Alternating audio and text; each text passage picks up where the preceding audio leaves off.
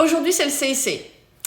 Parce qu'hier, j'ai eu 2 dossiers du CIC où c'était bien 2 couples, donc ça faisait 4 personnes. Les 4 personnes ont exactement le même contrat. Exactement le même. Et mon conseil n'a pas été le même pour le coup, puisqu'ils avaient des profils un peu différents, etc. Donc je n'ai pas proposé les mêmes compagnies à ces 2 couples. En revanche, il y a quelque chose qui m'a quand même un peu fait sourire. Sur les documents du CIC, dont je vais pouvoir vous le montrer, en fait, ça dit que en qualité de banque assurance, ils mettent à votre disposition un contrat clair et complet qui bénéficie de garanties complètes sans mauvaise surprise et sans que vous soyez contraint de souscrire des options supplémentaires. D'accord. Eh bien, le CIC est un contrat en indemnitaire de base, d'accord? Donc, si tu as une perte de revenus, on vient indemniser qu'en fonction de la perte de revenus. Donc, déjà, c'est pas une très bonne surprise. Et si tu n'as pas de perte de revenus, c'est là où ça diffère d'un contrat totalement en indemnitaire. Ils te font une partie en forfaitaire, c'est-à-dire que si tu as 0 perte de revenus, ils indemnisent quand même 50% de ta mensualité.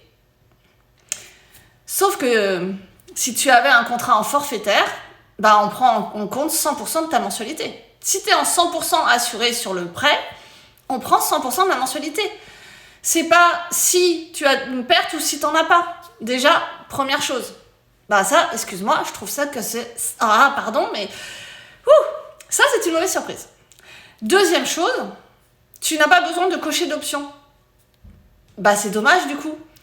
Parce que justement, si tu ne coches pas l'option Do et Psy sans condition d'hospitalisation, qui n'existe pas chez eux, eh bien c'est soit tu es hospitalisé, et là les 2 dossiers c'était 10 jours de façon consécutive, donc ça veut bien dire que tu dois être hospitalisé pendant 10 jours minimum, de suite, sans ressortir, revenir, etc. D'accord?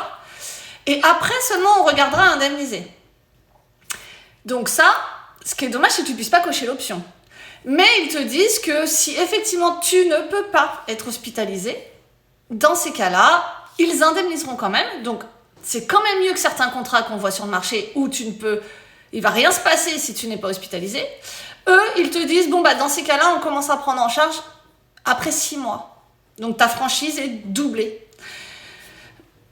Vaut mieux peut-être cocher une option des fois sur d'autres contrats. Donc vraiment, ce genre de discours de le contrat est complet, tu n'auras pas de mauvaise surprise et tu ne peux pas cocher d'options, etc. Ok, mais dans ces cas-là, ça serait bien que vous l'expliquiez aux clients.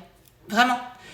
Parce que pour le coup, ça nous est déjà arrivé de récupérer des personnes du CIC parce que une des personnes s'est aperçue qu'effectivement, il y a 6 mois de franchise si tu n'es pas hospitalisé pour le Do ou le Psy, et que vu que c'est de l'indemnitaire, c'est un peu double peine. Ou alors, si tu n'as pas de perte de revenus, ils prennent quand même un peu en charge. Et dans ces cas-là, on n'a pas pu récupérer la personne qui était évidemment en arrêt maladie avec ce type de mauvaise surprise quand même, l'air de rien. Et on a récupéré que la personne qui, elle, n'était pas en arrêt pour changer le contrat et aller sur un contrat en forfaitaire. Strictement son activité, etc. Donc ça, j'en parle pas parce que sur le CIC, normalement, il n'y a pas de souci. Attention à ce que vous cochez quand même dans la fiche standardisée. Et effectivement... d'avoir un contrat avec le Do et le Psy sans aucune condition d'hospitalisation. Ça fait une grosse différence. Je vous montre quand même un peu à quoi ça ressemble.